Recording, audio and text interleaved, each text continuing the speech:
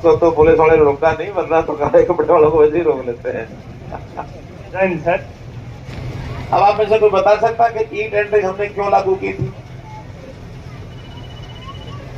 हाँ, ये काले कपड़े वाले ये, हाँ अपने कपड़े हम देख रहे हैं। आपको तो पुलिस वाले रोका नहीं, वरना तो काले कपड़े वालों को वैसे ही रोक लेते हैं। सर ये टेंडरिंग से ये करप्शन तो कम हुआ है। क्या हुआ? करप्शन कम हुआ? कम हुआ है। जब पंचायत में 10 लाख का काम होता था, 2-3 लाख में बैठ के खा जाते थे। इसमें ये देख लो, सरपंचों के ऊपर आरोप लगा रहे हैं आप। जी ये सच है, सच्चाई को आंख नहीं मूंद सकते हम। अच्छा, हाँ, हिम्मत का काम कर रहे हैं, लेकिन बात इनकी काफी ठीक है। बहुत सरपंचों ने हमारे से बात की। मैंने कहा देखो भाई, हमें इस बात का पता, मैं गांव का रहने वाला हूँ, वहां कोई हिसाब किताब नहीं होता, अपने रजिस्टर पढ़ाते हैं। जब सरपंची उनकी खत्म होती है, दूसरा कोई सरपंच आता है तो हम कहते बस्ता लेके आओ। 1100 सरपंच पिछली बार कैसे हैं जिन्होंने बस्ता जमा नहीं कराया? क्यों नहीं कराया?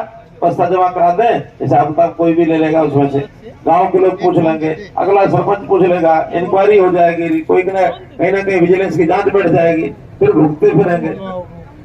तो इन नेताओं को, इन सरपंचों को बचाने का भी हमने काम किया।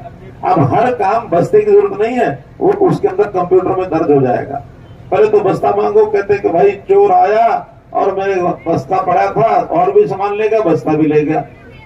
फिर कोई कहता जी पानी आया गली में, कमरे में, घर में घुस गया, वो पानी में भीग गया, पता लगा कि बस्ता तो तालाब में पड़ा है, आग लग गई, जल गया। अब ऐसे तमाशे, लेकिन कोई इससे बचता नहीं है, कहीं ना कहीं फिर फंसता है। अब उनको कोई बस्ते की चिंता नहीं, हर चीज जो काम होगा कंप्यूटराइज होगा। कितने पैसे आए, कितने खर्च हो गए, कितने बचे, अपने आप हैंडओवर हो जाएंगे। पहले तो खातों में ही पहुंच जाते थे सरपंचों के, अब खाता सामूहिक सांझला खाता होता सारी स्टेट का, उस खाते का नाम है SN। काम कराओ, उसमें से निकाल लो, काम करा के पास करना पड़ेगा। सरपंच को ये लगता है, ग्राम सभा को लगता है काम ठीक नहीं हुआ तो बिल्कुल काटा मार दो, उसको पेमेंट देने की जरूरत नहीं है, उसका फैसला अपने आप दूसरी कमेटी बनेगी, वो करेगी। यही बहुत बैठे हैं, वो जाएंगे, काम ठीक है कि नहीं है। कहीं का भी ऑडिट कोई भी करके आएगा। अब हम जल्दी सोशल ऑडिट शुरू कर रहे हैं। सोशल ऑडिट का मतलब उस गांव के अच्छे रिटायर्ड लोग, पढ़े लिखे लोग, कोई रिटायर्ड इंजीनियर, कोई एक्स सर्विसमैन। आपका गांव तो एक्स सर्विस का भरा हुआ गांव है। एक्स सर्विसमैन, इस गांव के लोगों को मैं सल्यूट करता हूं।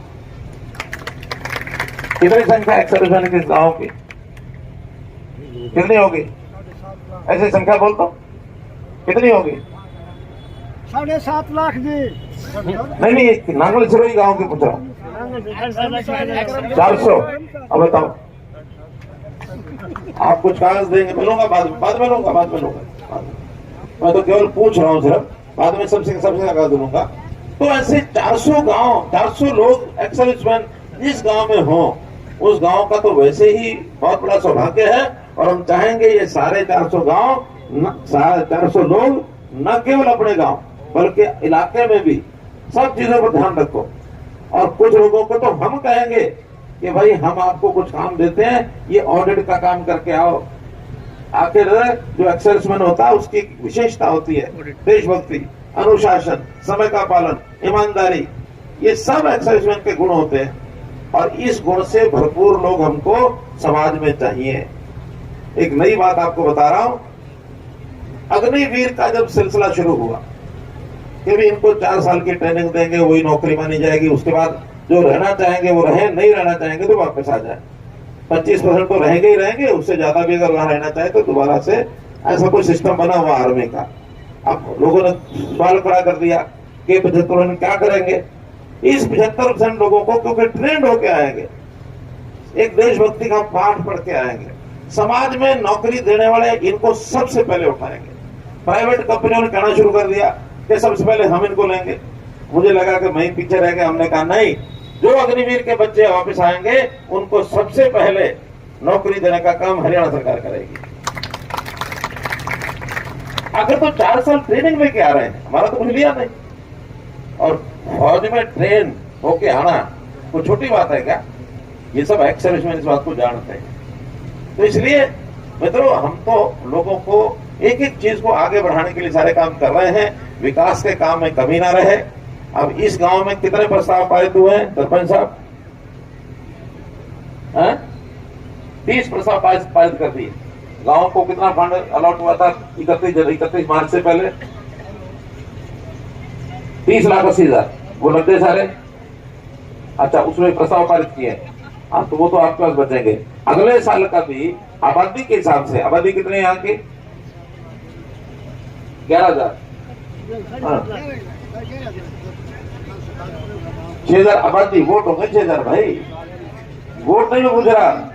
आबादी, बच्चा जन्म ले लेता तो आबादी भी गणा 10,000 और 11,000 के बीच में, समझ गए? वो ठीक बता रहे, आप वोट बता रहे। अरे आज तो देखिए, अब हमारे पास परिवार पहचान पत्र में एक आदमी का हिसाब वही कराऊं। अब तो उसके हिसाब से आपने सबने जो परिवार पहचान पत्र बनवा लिए हैं, अब हमें बताया कि किस परिवार के कितने सदस्य हैं, कितने वोट होंगे, कितने वोट नहीं बने हैं, कितने 18 साल से छोटे हैं। एक आदमी का हिसाब है। और ये ठीक कह रहे हैं कि 10 और 11,000 के बीच में परिवार पहचान पत्र यानी फैमिली आईडी के हिसाब से आज आबादी है। और अगर 10,000 है तो 10,000 का मतलब एक आदमी के पीछे 2,000 रुपया सरकारें देती हैं, स्टेट गवर्नमेंट और सेंट्रल गवर्नमेंट। तो कितना हो गया? 4 2 6 20 करोड़, 20 लाख रुपए। कितना? नहीं, 2,000 से और 10,000 2 करोड़ रुपया। 2 करोड़ रुपया हर साल इस गांव का आएगा। और इसमें हम सीधा हिसाब लगाते हैं, सीधा दे देते हैं, एक अकाउंट में रखते हैं। भाई निकालते रहो, काम करते रहो, निकालते रहो, काम करते रहो। 31 मार्च तक नहीं करोगे फिर ये अगले साल में चला जाएगा। कोई हम पूछते नहीं है। जितनी लिबर्टी, जितनी छूट, जितनी स्वतंत्रता, आजादी अब पंचायतों को दी कभी नहीं मिली थी। लेकिन एक बात की बंदिश है, काम साफ सुथरा हो, क्वालिटी अच्छी हो, क्वांटिटी ठीक हो, उसमें कोई किसी का नुक्स ना हो। नुक्स होगा तो जिसका कसूर होगा वो पकड़ा जाएगा। फिर चाहे वो ठेकेदार का हो, चाहे इंजीनियर का हो, चाहे सरपंच का हो, चाहे किसी और का हो, जिसके ठीक पर साइन मिल गए और वो काम ठीक नहीं है तो उसी को हिसाब किताब लेंगे। लेना चाहिए नहीं? लेना चाहिए नहीं? तो ये गांव के जिम्मे छोड़ते हैं कि ठीक रास्ते पर चलो जिसने भी चलना है। गलत रास्ते के बारे में बताओ हमें। बहुत लोग गलत काम करते हैं, हमने खूब सख्ती की है उनके ऊपर, अच्छी सख्ती की है। ये इलाका राजस्थान के बॉर्डर के साथ लगता है। हमको एक शिकायत मिली यहाँ कि कुछ ये जो क्या इसको गांजा और ये नशे की चीजें, नशीली चीजों की स्मगलिंग ये इधर होती है।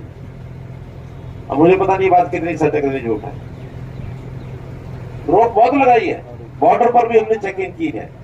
लेकिन अगर ऐसी कोई बात हो तो आप कम से कम कौन उस काम का धंधा करता है, कौन सप्लाई करता है, वो नाम जिस भी किसी के ऊपर आपको भरोसा हो खुले में बताना। शायद आपको